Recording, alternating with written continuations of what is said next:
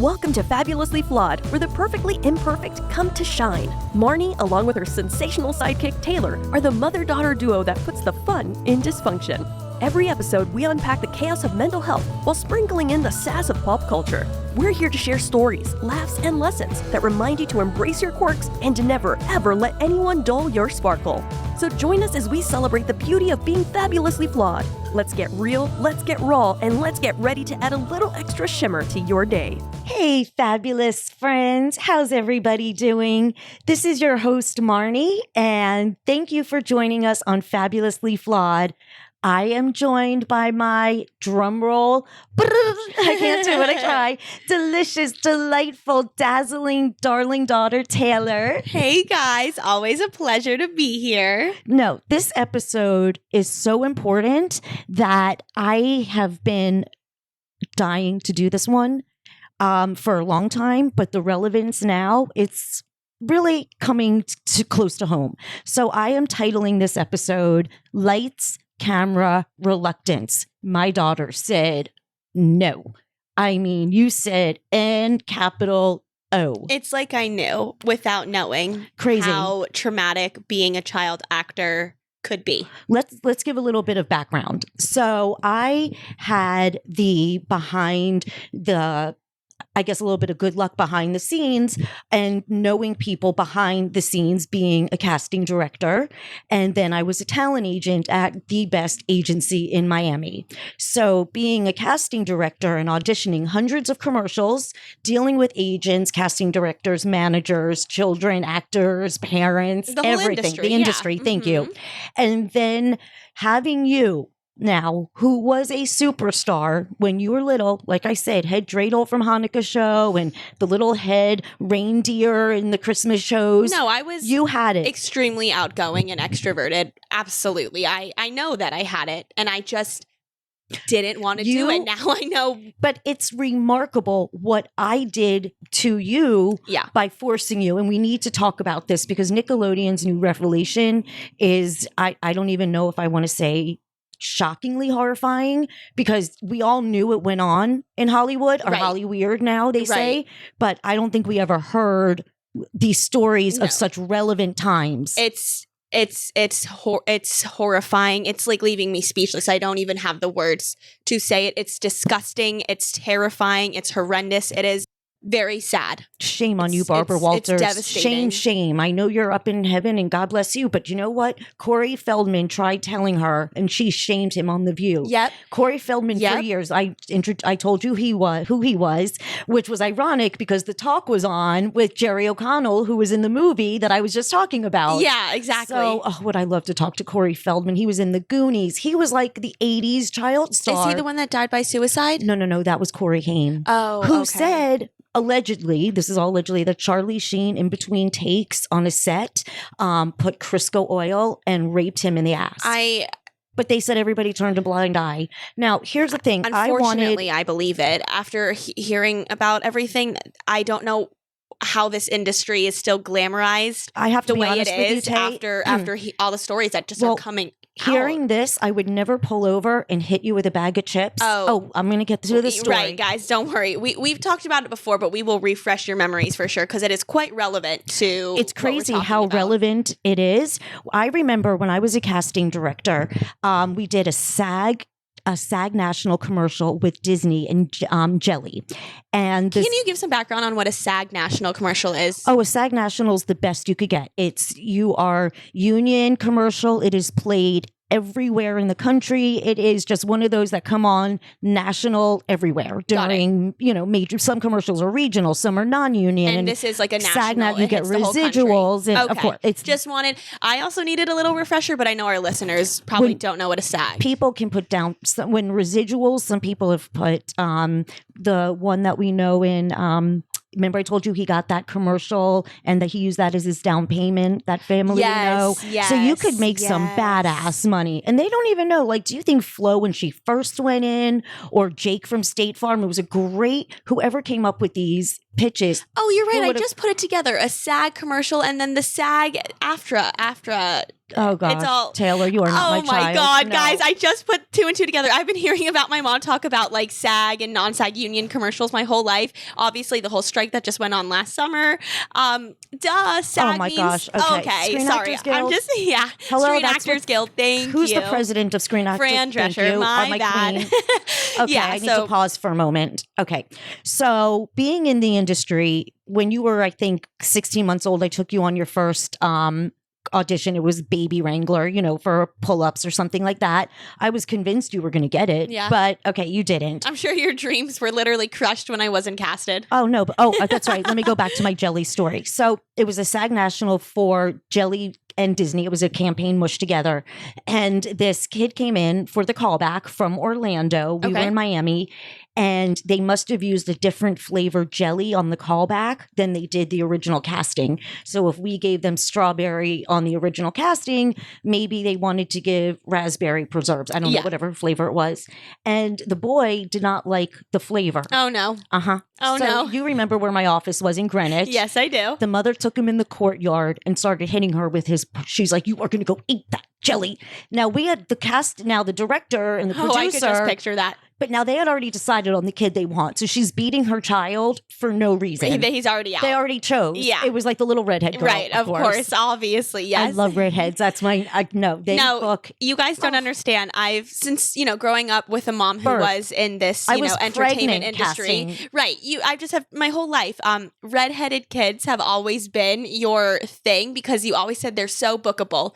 And I Yes. guess I pay more attention now. And if you ever see like a Watch little commercials. a redheaded kid, you know that they were They were chosen. wanted. You know They were, why? Because it's all American. It's like apple pie. Yeah. And I talk about it in my book when I was working as an agent at the Green Agency, they wanted blondes but no brunettes. It was a SAG National for kitty litter. That's right. It was kitty litter. Okay. And I was like, well, I have an amazing redhead. She was a model, Kelly. She's gorgeous. And so I asked the casting director, I'm like, can I, Lori Wyman, shout out, best, who I took every class from, but booked a few. Oh, I booked my first JCPenney's Spanish one with Lori Wyman in 1994. So, what was I talking? Where was I going? Oh, Refresh me. how you wanted the red Kelly. Kelly, thank you. So I asked her if I could send Kelly parts, and she was like, "Of course." Well, no, she didn't say yes immediately, and I was like, "Trust me, you need to just let." You said no brunettes, but this isn't blonde. Just trust me. And she ended up booking it, and I loved it. I just knew. I just go with my gut. Yeah, you have always had such an eye for talent. I mean, you would go up, and we've talked about this before. How you have everyone's genuine best interest at heart. I mean, you really do. And you would go up to any public event. We could be at like the Coral Springs Art Fair, and you would find a kid and you'd go up to that mother and say, get them in commercials right now. Find them an agent and get them on the TV. And then here this is where I would get revved up when they would say, we went and paid this. And I would go, no.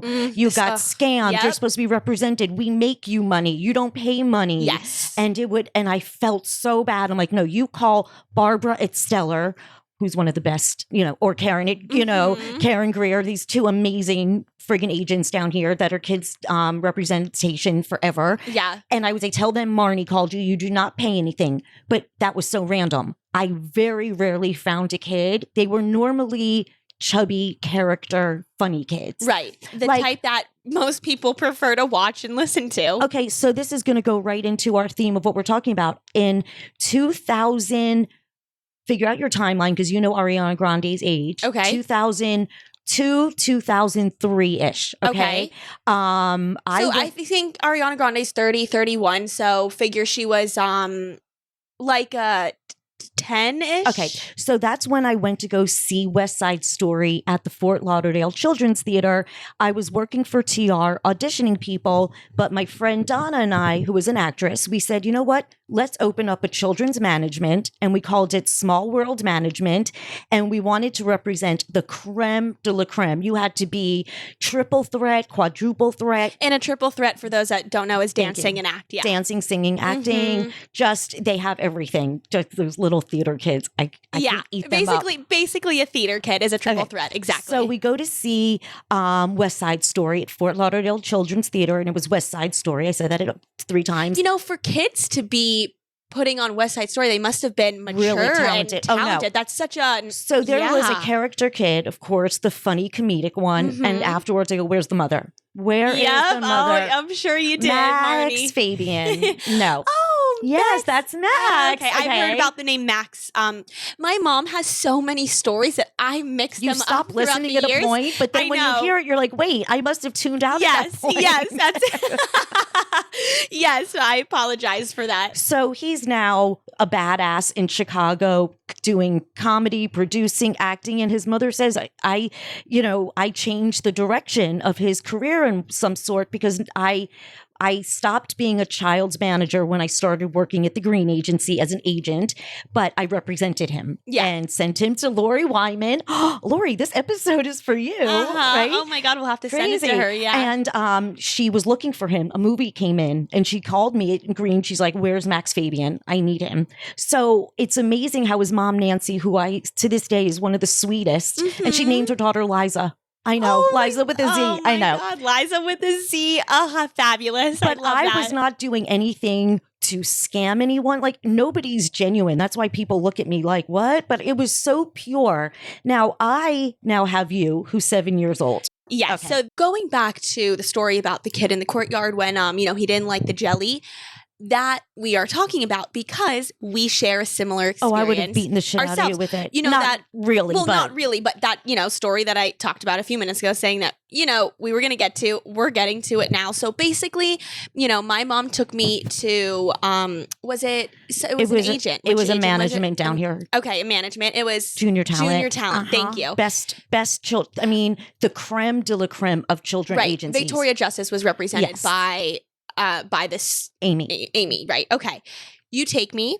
I'm 8 Because years old. again, you had the sparkle. So the fact that she chose to meet with you was huge. Right. And I mean, she doesn't waste friggin' time. no, I okay? know. No, So- I had it. I had it. So you take me, and Mhm. going back to our whole original kind of umbrella, I did not want to be a child actor. It's all you wanted from me. I wanted to I live didn't. vicariously through I you. You didn't were my want it. Shirley Temple. Exactly. You did hip hop performing. Right. I was a dancer, not But an actress. The minute the show was over, you took your clothes off and you were back to being Taylor. Yes. You never hung out and made it your life. No. And you just had it. And that's why you were the star of every school play and the presenter in every production up until college. Yeah. Because Pretty you had much. it. So it was a gift that you were given, but your talents, they were accelerated in other places where they were Right. warranted. Exactly. So now we get there and she's trying to talk to you. So you take a pencil and you go, boop, boop, boop, boop. Yep. boop, I just remember I was just you fidgety. took a pencil and you were hitting it. Don't fidget. I know exactly. It is embedded in my See, brain. I actually don't remember the specifics, Oh, but I you do. must. I just remember I was fidgeting. I think I was playing with an armrest. Yes, or I don't and even you were know. taking the pen on the armrest. Yes. And then we sent you out in the little playground right behind the office, remember? Mm-hmm. Oh my and gosh. then she said yes. the words every stage secret mother doesn't want to hear. I don't think she's ready for this. Yeah. Oh And my God. We get in the car. Oh my God, Taylor. And I I'm remember- just thinking of how that moment just put me in that scenario. Oh. And did you just hear that gasp? Oh, yes. Okay. I'm sure you literally probably needed a Xanax on the spot. Now, wait, there are not many things I remember from being 8 years old. Granted, I'm 24 now. That was a very long time ago, but I remember this day. We went to Fresh Market. Mhm. We bought a bag of veggie sticks. And we were down in South Maya in the Grove. Yeah, for whatever reason, we get back in the car. We, I guess, start talking about the day. You lose your fucking shit on I me, did, I and you did. start hitting me with the bag of veggie sticks. Oh, I am so sorry. Oh, it is Oh my okay. God. There are. What was I saying? Like, how could you not do this? Oh my God. Just you were, I was how the could jelly you not mom. do this? Just how could you ruin this for us? This is your life, your You future. have it. Yeah. What are you doing? And I And wish keep I- in mind, guys, I am an 8 years old. It I'm would a have baby. been so much easier if I could have said, I'm trying to live my childhood through you. Yes. I'm not going to get the validation from people I want now because I'm so freaking insecure. Yeah, look at you. You're ruining Mhm. my way of bragging about who my child is. So you're going to get in there and eat the damn jelly. See, 16 years later, you're articulating your feelings, but back then, Oh. unhealed Marni, you were young. How old were you in 2008? You were 37? Mhm. Sorry, 38. That's okay. I'm almost Studio You were- 54. 4, so it's still fabulous. To me, you were a baby. You were also navigating motherhood and whatever. But I mean, every day is I a was journey so in motherhood. I never healed from being 10. I know. So imagine it was just now. piled on. It was like how many it was like, you know how they keep eating the hot dogs on the contest on July 4th? Uh-huh. It's like I had just so much trauma. It's like all the hot dogs were like trauma upon trauma upon trauma. I never healed from any of it. And it breaks my heart, but you know what? It wasn't, if I knew better, I would have done better. Oh, and you did. But what I'm doing is we're helping other mother and daughters now. Yes, and you raised me, and I will say this, I've said it before, I'll say it again. You have raised Noah and myself to be these kind, compassionate, empathetic people, and you did your job. Everything that, the shitty stuff that went on along the way, that's normal. It happens, but you raised 2 phenomenal kids. So I want to give you credit thank for you, that. Sweetheart. Yeah. So anyway. That's true. When people compliment you and your kids are so sweet and we love Taylor, my whole life I've been told I'm so nice. It's because of you. You get it from your mama. Uh-huh. You get it from your mama. I love it. So, okay. So now you had all this trauma, but you still made it a priority to raise your kids as phenomenal human beings. And for that, you get a grand prize. Thank you. And what I love is that you say that I gave you as much love as material. It's like I didn't try to buy your love I gave you just every privilege we could do with the amount of love times a billion. For sure. No, for sure. So now, the overarching theme of our episode about how toxic. Okay, so now we're watching child actors. Okay, the picture of the feet this morning. Did you ever know that Nickelodeon had feet as the logo? It's just, yes, and now it's all coming out why they had a fucking foot as their logo, because what does that have to do correlate with children's television? I just want Amanda Bynes to watch Hairspray and watch herself as Penny to see the joy. I hope she sees how much love she gets on the internet. The whole internet is behind Amanda Bynes. They all just want the best for her. Poor thing is she's like a nail artist now. She had this whole talent, this whole career. Forgetting that the sparkle in her eye is not there. I keep studying her eyes and I want to see. It's like, her passion isn't in being a nail artist. And while I'm so happy she's found that outlet for her, because I'm sure it's so therapeutic, she is this radiant star everyone talks about online. That's all I see online is Amanda Bynes had so much potential. Do you know what? Whatever happened to her, she could have been Anne Hathaway, Jennifer Garner level. You know what? Guess what? You know what her legacy is going to be? Saving millions of other children from any other pedophile, fucking perverted act in Hollywood. Because now the thought of forcing you, I would never in a million years force you to ever do that today. Oh, if any parent after all of this is coming out about Nickelodeon this past week is still encouraging their kids to get into the industry, maybe think about that. But you know what, Tay? In the world we live in now, the rules have changed the game. There will be cameras everywhere. There will be people overseeing everything. There will be another, like a doctor brings a nurse in the room. Nobody will be ever left alone. No, I know. So if it took this tragedy for Amanda Bynes, because now when you hear Amanda Bynes, you think Nickelodeon and pervert Dan Schneider. And I just hope they didn't do anything to the kids in High School Musical. I'm so naive. I'm sure I'm not naive, but I just hope no one diddled with Troy. I'm sure there is terrible stuff that went on in Disney Channel. But you know what? It's saving the next generation. Absolutely. So no fucking perv. I hope they all got it. I hope they're all freaking gone because it's never going to happen again. You will never be alone with a child because now the laws have been set. The precedents have been set. No mother will ever say, go with Uncle Dan in the whirlpool. Ariana, go suck your toes. Back to the Fort Lauderdale Children's Theater. Ariana Grande did her plays and musical there. Yes, she did. When I said toes, that's why, because he made her suck her toe. He made these kids. I know Drake Bell is a big name, Jeanette McCurdy. The things that happen to these poor kids. I mean, I would have, and you know what? It's very also the maliciousness of how he made them get this. It's beyond the slime. It was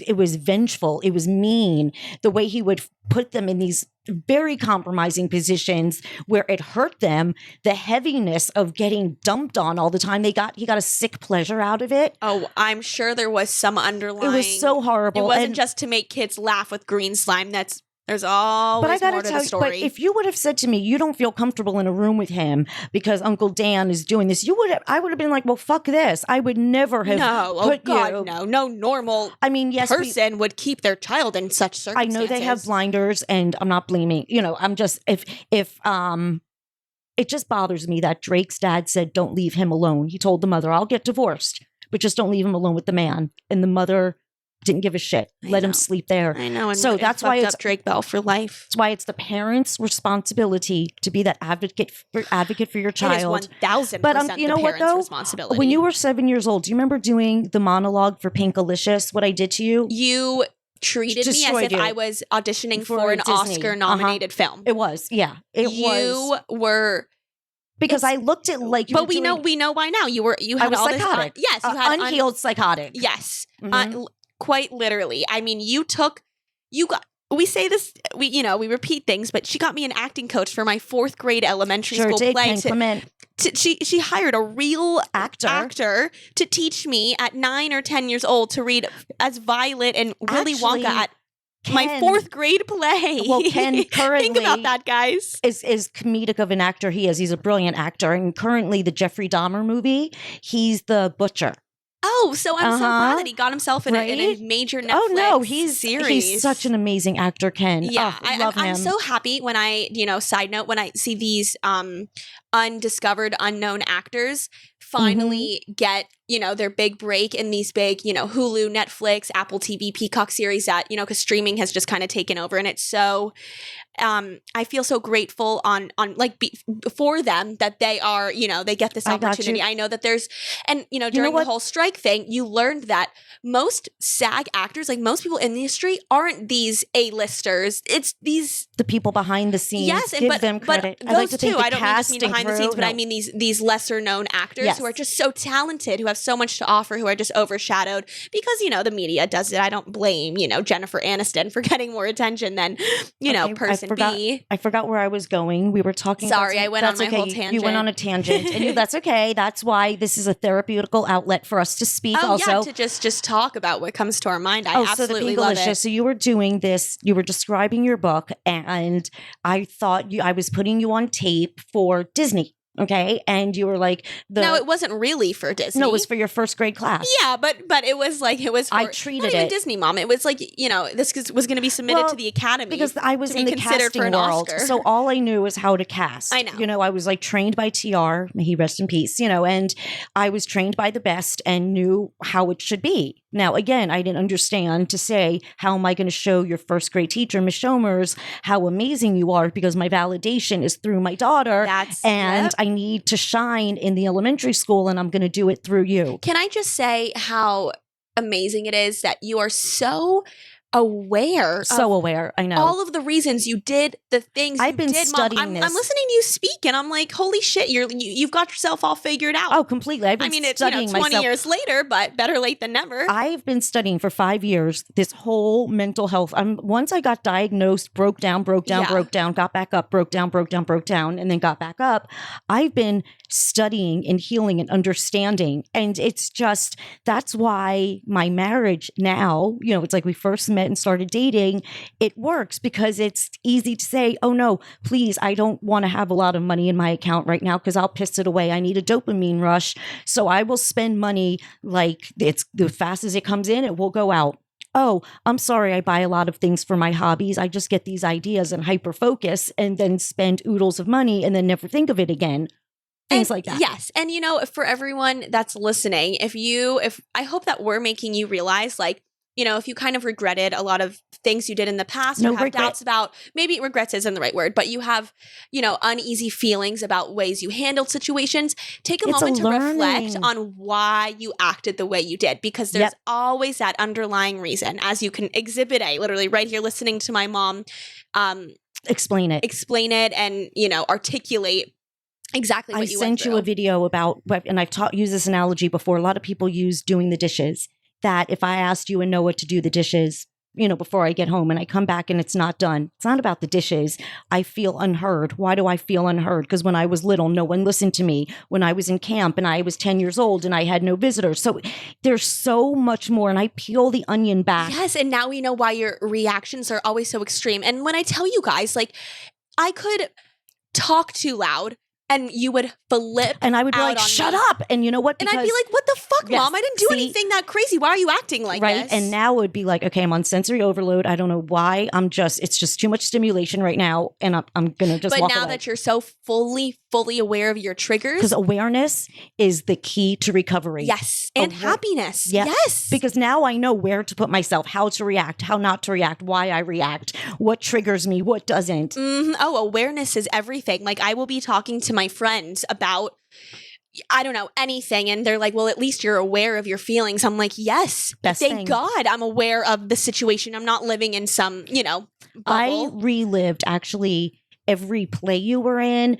I was a cheerleader through you. I went to college through you. Everything. So and I'm so sorry that you didn't really have that life of your own. I know, your life started at 50, 53, 52. Yeah. Right now, actually 54 right now years old, because this is the best I've ever felt in my entire life. Right, which there's no, cap or dead necessary timeline that you need to be on to be happy and healed. But when you understand, because people are not even realizing why the fuck they're walking around so nervous, why they can't put themselves in certain situations, or why this certain person irritates them. It could be a trigger they don't even realize. It could be, for sure. Let's say their father, who used to, God forbid, beat somebody, always wore a red sweater, and then this person always wears the red sweater. Now that makes sense why it could go deep, or something like a physical item, a song, an emotion, a sound, a smell. Anything. Now I've realized, like, especially living with you and just like every day experiencing it, triggers come in all shapes, sizes, things. Everything. Like the color pin drop, red, exactly. or a loud firework in the sky. I mean, there's a spectrum of triggers, and it doesn't discriminate against anyone. No trigger is not as severe as the other. I don't want Trigger's anyone. a trigger. Trigger is a trigger.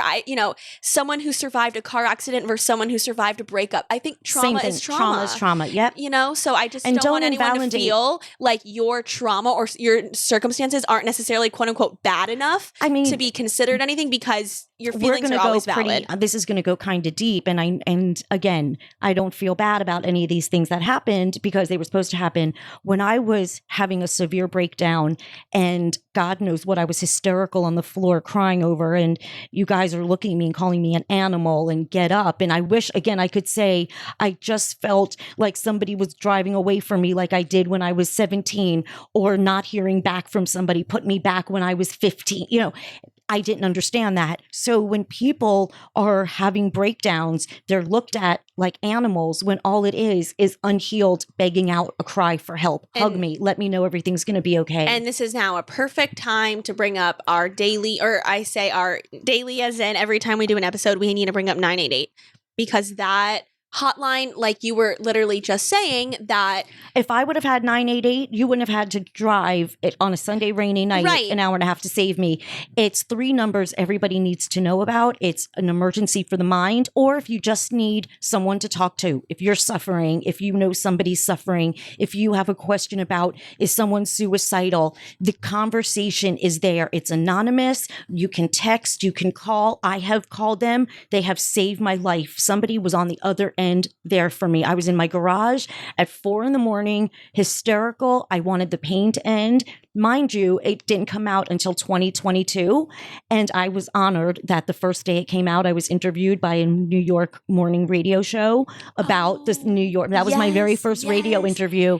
That's epic. Yeah. So I have been, because I didn't have that. I wish, and that's kind of where I was getting at, is that I wish 988 was around when you were going through that, because I would have simply, instead of being confused and in the dark and depressed that you were depressed, I would have called 988 to help. And may I suggest, guys, follow accounts on social media that are like super heavy on mental health. Like there are so many accounts that have like millions of followers and all is super insightful. Like, wait, some people are gonna be like, I just went from my cat videos to why am I getting people saying I have ADHD, autism, I have anxiety, I want to, help me. No. I think there's some awesome, but I want to put, like we say, the fun dysfunction, and I have to find humor with my crazy psychoticness that when you were a teenager, Your we would mega argue crazy mega psychoticness, psychoticness yes. completely. I am like, okay, if the game operation can walk and everyone had tweezers, that was me on a daily basis with trigger zapping always. I love that analogy. Right? It's like say bring up a garden and there's Boop, there's a zoop. trigger. Bring up a Exactly. supermarket. Oop, there's a trigger. Say the word mother. Zoop. Yep. Pretty much. No, my dad and I, we have an ongoing joke. We are very careful what we say around you because you're so Sensitive, I know, and but fragile, but not like a teacup, like a bomb, unfortunately. Yes. The problem is I could say something so like the other day when I so innocently said, chill out. No. I told my mom to chill out because she was just like freaking out over this like restaurant thing. No, okay, let me back up for 1 second. Miami people, Miami folks.